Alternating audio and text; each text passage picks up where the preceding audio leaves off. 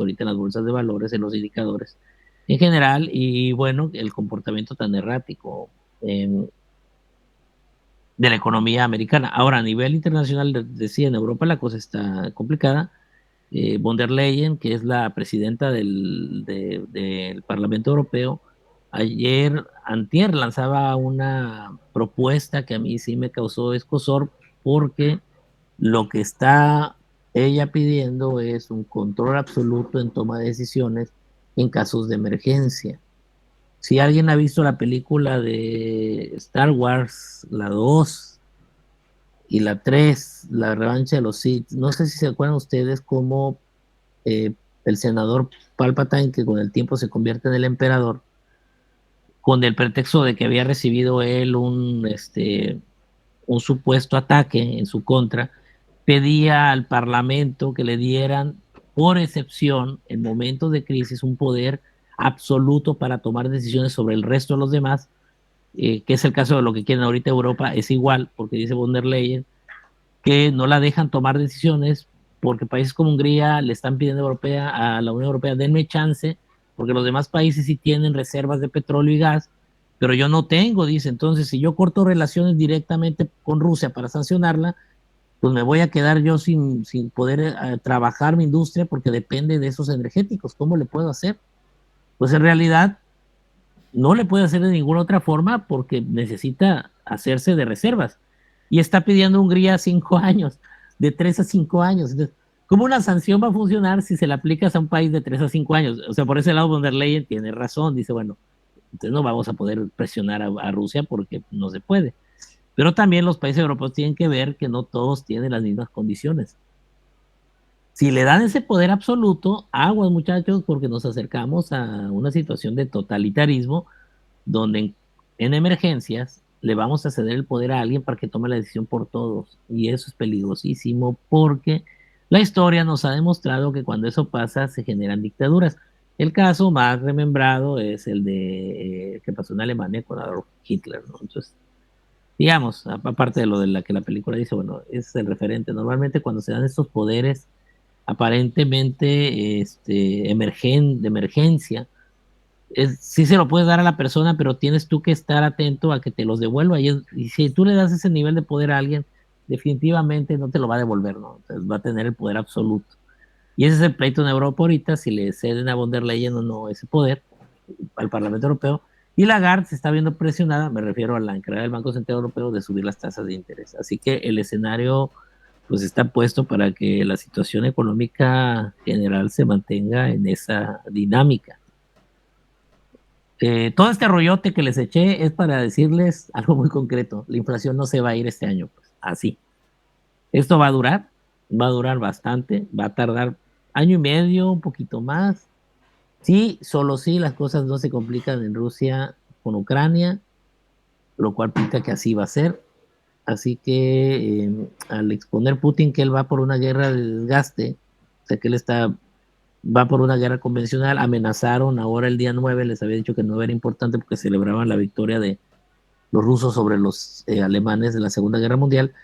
Putin, y aparte del desfile militar donde exhibieron todo el poderío que tienen, sus generales comentaban que tenían 30 minutos para destruir Europa con sus armas nucleares, pero que no lo iban a hacer, porque iba a traer, obvio, consecuencias también por las repercusiones para Rusia. Y además fueron claros y enfáticos que ellos van a hacer su voluntad en términos convencionales.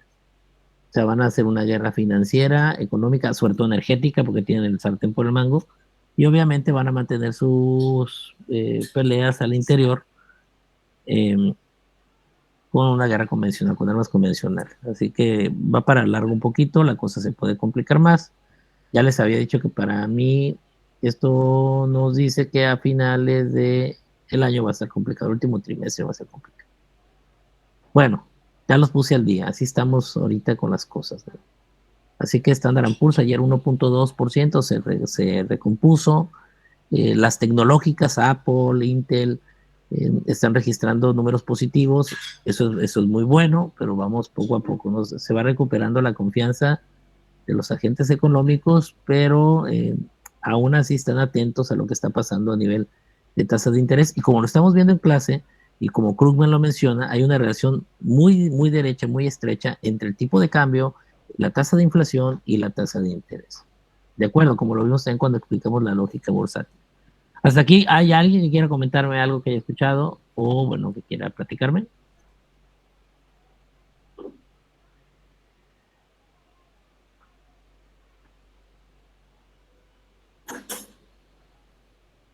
Por mi parte no, profe. No. Si va a subir la inflación o se va a mantener, la idea es que no estamos en el pico, yo siento que va a subir un poquito más, pero luego va a venir hacia abajo, pero va a ser gradual, va a ser gradual. Y hay que ver también, Nicolás creo que fue que preguntó, ¿qué efecto tienen las políticas de incremento en las tasas de interés en Estados Unidos? Acá dependemos también del componente de la guerra y de la cadena de suministro, qué pase con eso. Ahorita hay dos cosas que me causan a mí un poco de, ah, permítame, tengo un problema técnico aquí. A ver, dame chance. Permítame tantito.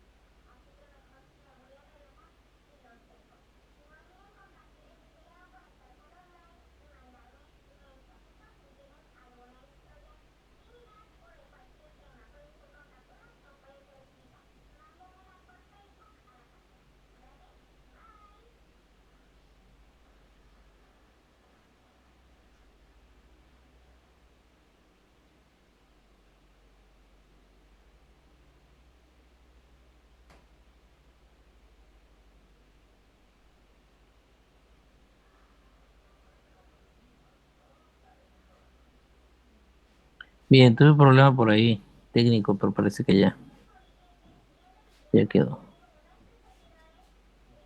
Bien. Pero nos estamos platicando antes del problema ese y pues ya se me fueron los mensajes. Les preguntaba si había algo que comentar, tienen algo que comentar, aparte de lo de la inflación, que les decía que hay que esperar los resultados, pero también depende de lo que suceda o lo que esté pasando con la cuestión energética, ¿no? Ya hay dos fantasmas por ahí, ya les había dicho yo del fantasma de la crisis alimentaria, por un lado, que se tiene pronosticada para final de año, y la crisis climática que anunciaba también Agustín Carsten, ¿no? El encargado del Banco de Pagos Internacionales, el mexicano que fue presidente del Banco, gobernador del Banco de México. Sí, que tiene que ver con la cuestión climática, los impactos económicos que eso tiene. Así que tenemos un excelente caldo de cultivo ahorita para cosas interesantes. ¿Alguien tiene algo que comentar antes de continuar?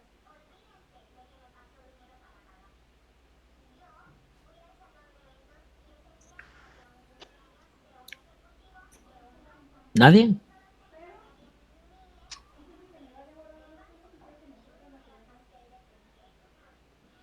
Bueno, voy a intuir que todo quedó claro.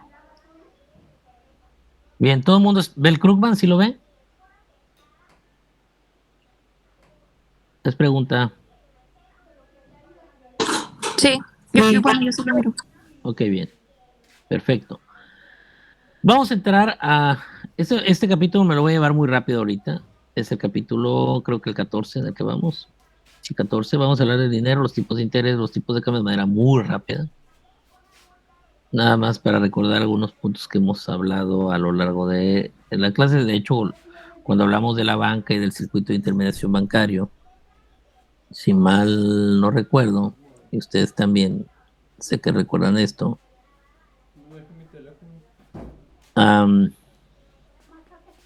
teníamos la importancia que tiene el dinero en la economía, ¿se acuerdan ustedes que hemos hablado?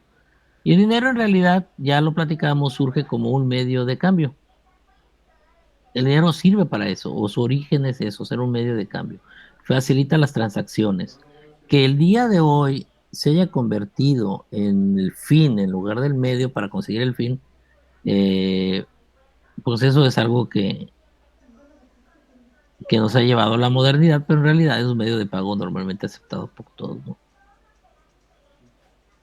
Y bueno, ya hemos hablado del impacto que tiene sobre el trueque. El sistema de trueque funciona. De hecho, siempre regresamos al trueque cuando las cosas no están bien. Lo vivimos ahora en la pandemia. Si no hay de otra, a veces terminábamos intercambiando cosas porque, bueno, era difícil salir y se complicaba. Entonces, bueno, era más sencillo el trueque. Pero el trueque tiene muchos costos de búsqueda intrínsecos. Así que es mejor el dinero. De tal forma que es el dinero el que ha permitido que la economía moderna se torne compleja y sea un poquito esto que hablábamos ahorita, ¿no? Lo que pasa en los mercados derivados, en los mercados bursátiles, en los mercados reales, en la cadena de suministro, en lo que tiene que ver con la economía bancaria y los impactos de los sectores económicos se deben precisamente a esto, ¿no? El dinero se utiliza como una unidad de cuenta, es decir, constituye per se una medida de valor ampliamente reconocida, o sea, todo el mundo lo reconoce como tal. De tal forma que los precios de los bienes, los servicios y los activos se manifiestan normalmente en términos monetarios. Y bueno, los tipos de cambio, ya también lo platicamos, nos permiten transformar en unidades comparables los precios en dinero de diferentes países. Porque cada país tiene su moneda, ya quedamos que la moneda tiene en sí misma ciertas características, entre ellas tener un curso legal, es decir, que sea válida en un territorio, que tenga un poder de compra, reconocido también legalmente con la moneda del país, y por lo tanto también cuenta con poder adquisitivo que tiene que ver con cuánto puedes comprar con ella, ¿no? Y eso depende de otras variables como la inflación, en este caso, ¿no? El dinero sirve también como una reserva de valor, es decir, transfiere poder adquisitivo de hoy hacia el futuro. Todos los movimientos que ustedes ven, en los diferentes mercados, lo que digamos de por qué Standard & Poor's se vino abajo, Nasdaq se vino abajo, ustedes ya entienden que cuando un indicador se viene abajo quiere decir que el dinero está saliendo de ahí, que la gente está vendiendo esas acciones porque quiere mover su dinero hacia algún otro lado donde le resulte más eficiente o digamos donde crea él que es más conveniente mantenerlo. Y bueno, lo hacemos porque queremos nosotros garantizar que ese dinero que tengo invertido pueda durar o mantener el valor que tiene, o inclusive lo que estoy buscando es incrementarlo a lo largo del tiempo. ¿Por qué? Porque no voy a usarlo ahorita, lo voy a usar en el futuro, pero en el futuro quiero que ese dinero valga lo mismo que hoy, o sea, que tenga ese nivel de valor. Por lo tanto, también se le considera reserva de valor. Y bueno, esa función podemos considerarla como algo esencial en un medio de cambio, porque también estamos dispuestos a aceptar este medio de cambio como un medio de pago. Voy a aceptar que me puedan pagar con él. De tal forma que lo que voy a evitar es que se volatice de inmediatamente, es decir, que pierda ese valor de manera rápida. Y la volatilidad tiene que ver con eso, pues al final buscar la manera de moverme hacia aquellos lugares donde puedo preservar el valor. Y de esta forma podemos entender que el dinero como tal, el cash, el que conocen ustedes, la masa monetaria, el M1 que le llamamos nosotros, es el más líquido de todos los activos. Cuando hablamos de líquido quiere decir que tiene mayor facilidad para realizar las tres operaciones básicas que son transacción, precaución o salir avante de algo de que surgió de emergencia o para especular. Si lo tengo yo de manera líquida, puedo yo ejecutar estos tres. De hecho, estos 3 puntos los señala John Maynard Keynes en su libro La teoría general del interés, el empleo y el dinero de 1936, y él le llama la preferencia por la liquidez que tienen los agentes económicos, y él cita precisamente que la preferencia por la liquidez es porque lo necesitamos para la transacción, o sea, comprar cosas, para la precaución, es decir, poder hacer frente a cualquier emergencia, y por último, para la especulación, que es aprovechar un momento del mercado para obtener mayores ganancias. En un corto plazo, mayores rendimientos. Así que así es como funciona. Se dice entonces que un activo es líquido cuando puede ser transformado en bienes y servicios rápidamente, sin incurrir en elevados costos de transacción, tales como las comisiones de los intermediarios. Por eso les decía yo, bueno, ¿qué es más líquido que el dinero, por ejemplo, en el banco? Bueno, podría sacarlo al banco. ¿Qué es más líquido, una letra de cambio o un terreno? Pues la letra de cambio porque puede ser cambiada por dinero en su momento de fecha de vencimiento. Está restringido por una fecha de vencimiento, pero bueno, es líquido. ¿Qué es más líquido, una letra de cambio o una opción de compra de, no sé, de un cultivo o un futuro? Bueno, pues es más líquido la letra de cambio porque aunque tengo que esperar un poquito de tiempo, no tengo que esperar tanto como en los otros. O en un swaps tampoco. O o vender el terreno, imagínense ustedes, pues de aquí que lo venda una casa. Así que el dinero es aceptado de forma tal, de manera universal, como un medio de pago. Y ya hablamos también que este medio de pago de alguna forma ayuda o constituye un punto de referencia para valorar la liquidez de los demás activos. Y existe un activo financiero internacional que ustedes lo conocen, se llama dólar. Entonces, ¿el dinero qué es? El efectivo y los depósitos bancarios sobre los que se pueden extender cheques pueden ser considerados con toda certeza como dinero, tal cual como lo conocemos. Son medios ampliamente aceptados que pueden ser transferidos en las transacciones entre propietarios a un bajo costo. De tal forma que ustedes, como particulares, muchachos, sus papás, sus tíos, y si tienen algún negocio, como el caso de Mike, que tiene su negocio o su papá, las empresas mantienen también para poder afrontar las cosas que tienen que ver de mantener efectivo y depósitos a la vista como una forma de hacer pagos en operaciones cotidianas, diarias, de tal forma de que puedo tener yo le damos nosotros un capital de trabajo, ¿no? Para poder diariamente hacer frente a lo que se nos venga. Y los activos como la propiedad inmobiliaria no pueden ser considerados como dinero porque a diferencia del efectivo y de los depósitos a la vista, carecen de la propiedad esencial de la liquidez porque hay que venderse, lleva un proceso, hay intermediarios que realizan la venta, entonces imagínense. Así que de tal forma que cuando hablamos nosotros de la oferta monetaria, o sea, de lo que se ofrece de dinero, se refiere concretamente al agregado monetario que la Reserva Federal para el caso de Estados Unidos, el Banjico para el caso de México, el Banco Central Europeo para el caso de Europa, denominan como lo siguiente: M1, es decir, a la suma total de efectivo y depósitos a la vista que poseen particulares. El M1 es lo más líquido que puede haber, ¿de acuerdo? Y los grandes depósitos intercambiados por los agentes que operan en el mercado de divisas no son considerados como una fracción de la oferta monetaria. Esos depósitos son menos líquidos que el dinero y no se utilizan para financiar transacciones financieras rutinarias porque, bueno, son transacciones en el Forex, es distinto. Bien, ¿cómo determinamos entonces la oferta monetaria? Esta está controlada exclusivamente por el Banco Central. Y hoy en día también ya les platiqué que los bancos centrales, como el caso de Banjico, todos tienen una característica: tienen que ser autónomos.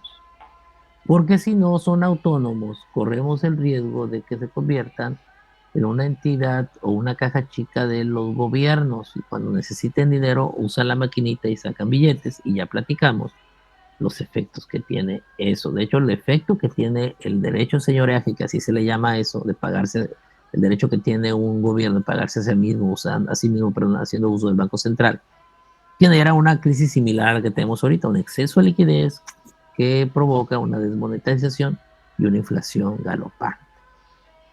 O le llaman también espiral inflacionaria. ¿De acuerdo? Bien, bien. Entonces, bueno, hablamos entonces de la demanda de dinero en los particulares. Los particulares demandan activos, concretamente en función de tres cosas: la rentabilidad esperada, que ya lo calcularon ustedes con la fórmula, que ofrecen los activos en comparación con la rentabilidad ofrecida por otros activos; el riesgo, que entraña la rentabilidad esperada del activo; y el grado de liquidez del activo. Esas tres razones son por las cuales la gente se mueve en los mercados. Por eso la gente decide si mantiene su dinero en las acciones, si lo deja en depósitos, si compra bonos del gobierno, del tesoro, tesobonos o CETES o como le quieran llamar, o bonos de la Reserva Americana. Bueno, ahí dependerá.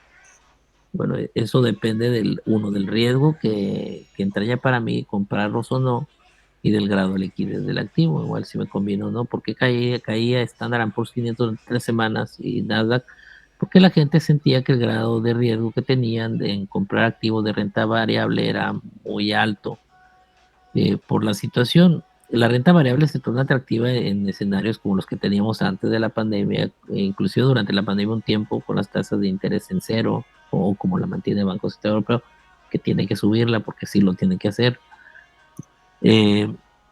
O en escenarios donde no hay guerra, o donde no hay una presión inflacionaria, o una inflación como la actual, o donde los gobiernos no están perdiendo o están teniendo problemas con su Producto Interno Bruto, ¿no? Como ahorita actualmente en Estados Unidos. Bien.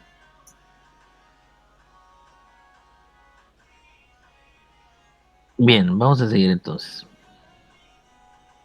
La rentabilidad esperada, ¿de qué se trata esto? El dinero en efectivo no genera interés.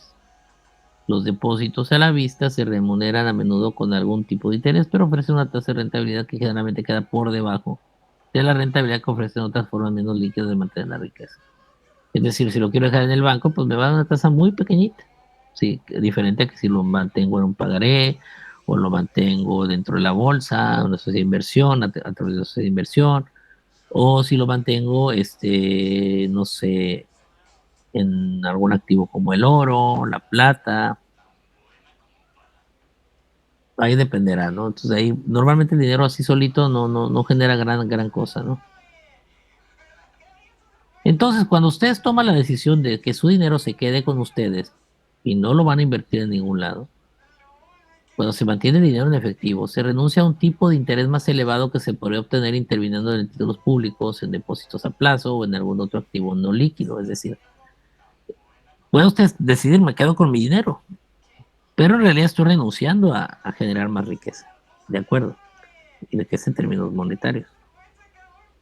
El gran consejo que la mayoría de los asesores técnicos, ustedes pueden checar en YouTube, pueden checar en las páginas de los diarios especializados como El Economista, El Financiero, cuando hacemos el análisis de qué es recomendable en una situación como la actual, que tenemos altas tasas de inflación, tasas de interés que están subiendo y obviamente países que están en algunos casos cercanos a la recesión, en otros cercanos a una estanflación.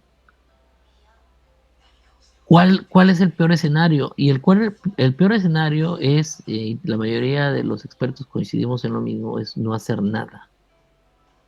El no hacer nada es lo peor que pueden hacer. Tienen que invertir en algo, en lo que sea. Si tienen dinero para hacerlo, tienen que invertir en lo que sea, pero que les genere algo, un interés. No quedarse detenido, porque si te quedas detenido en escenarios con alta inflación, lo que hacemos es perder nosotros la oportunidad de, uno, de obtener un rendimiento mayor, pero sobre todo estoy perdiendo poder adquisitivo. Y ese no se recupera fácilmente.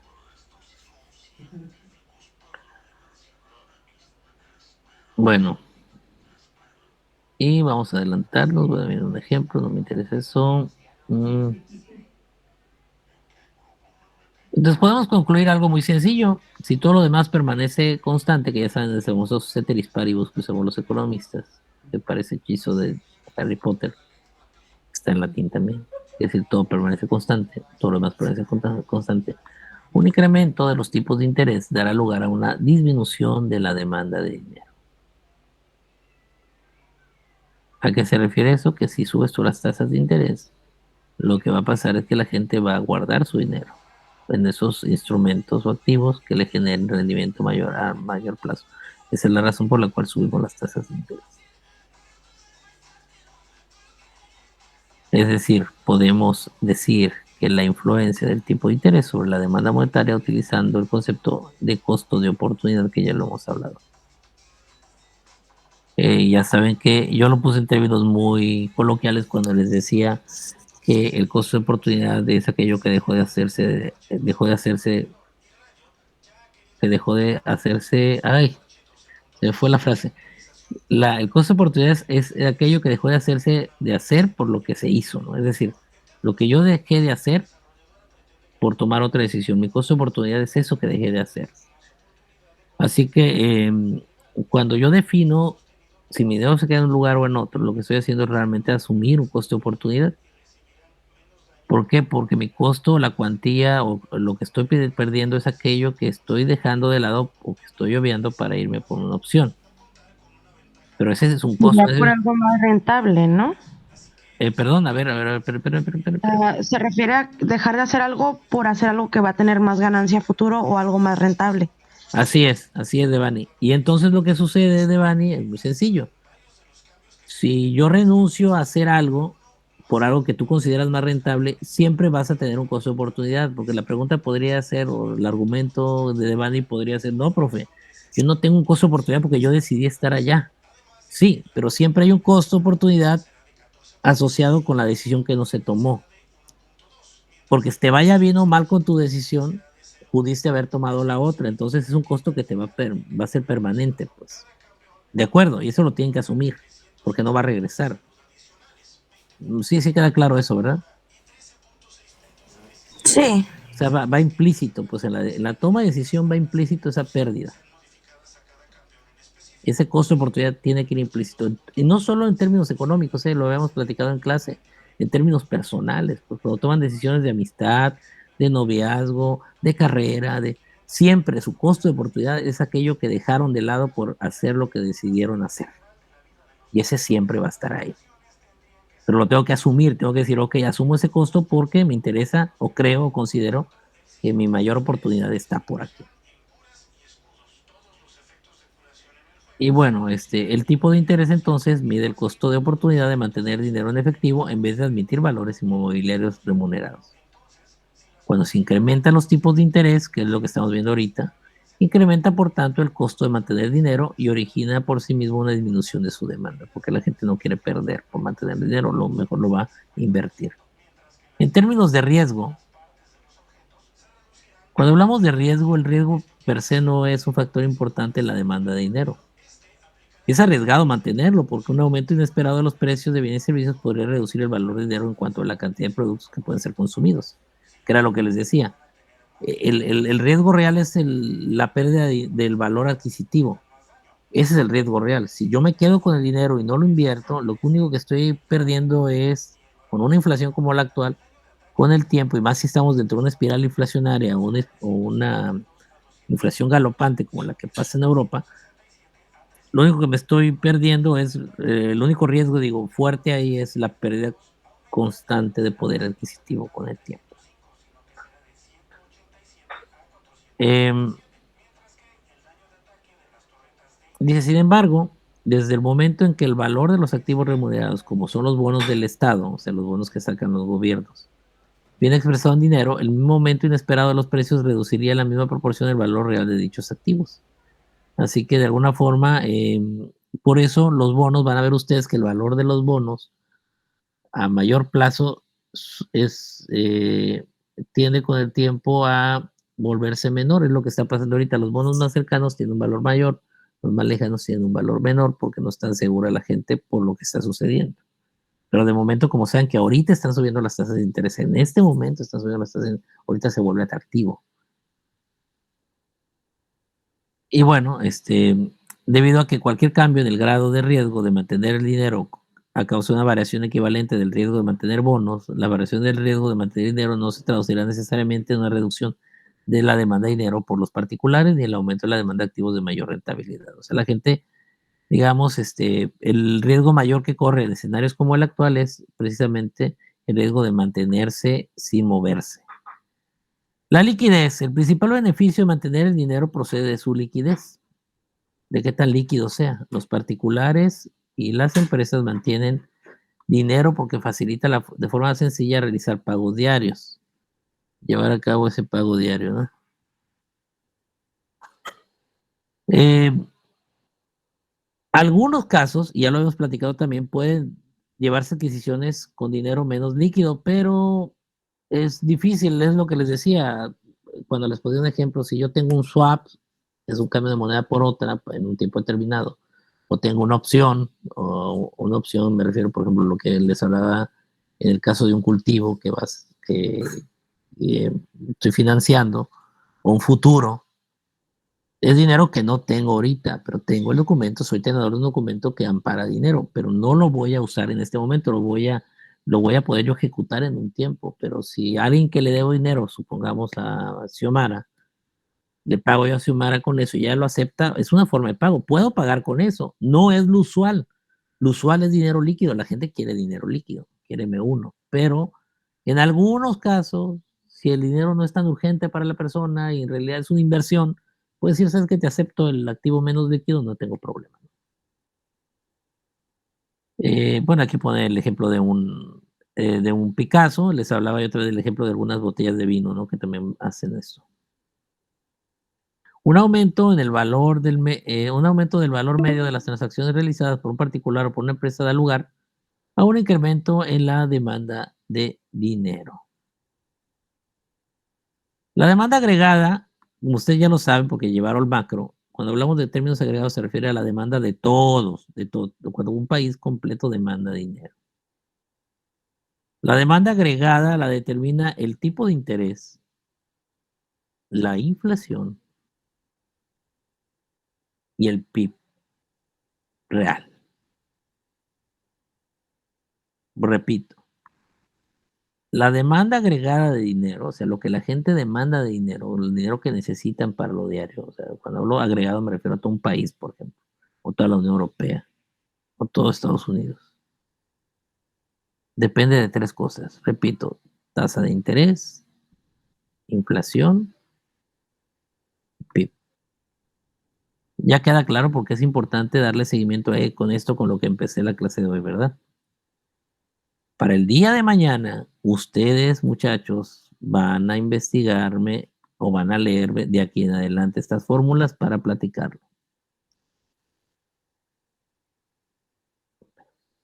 Permítanme tantito, muchachos.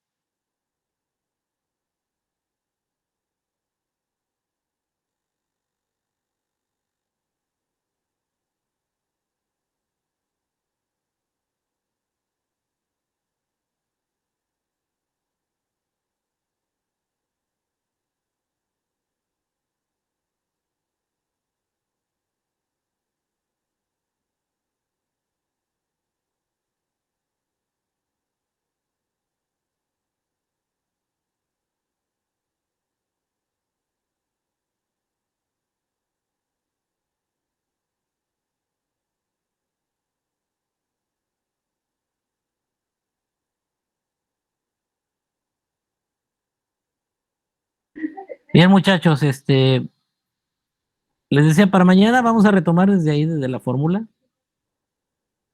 Sí quedó claro, ¿no? La importancia que tiene entonces para nosotros en la economía.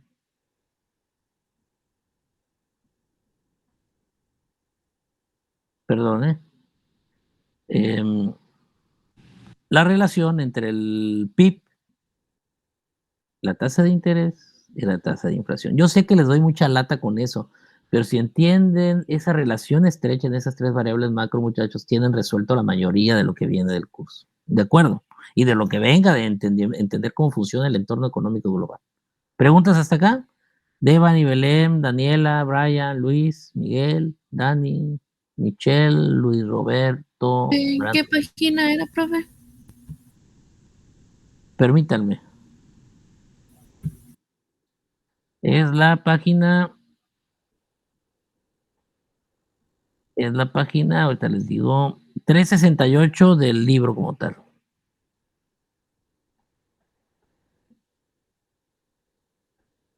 Está bien, profe, gracias.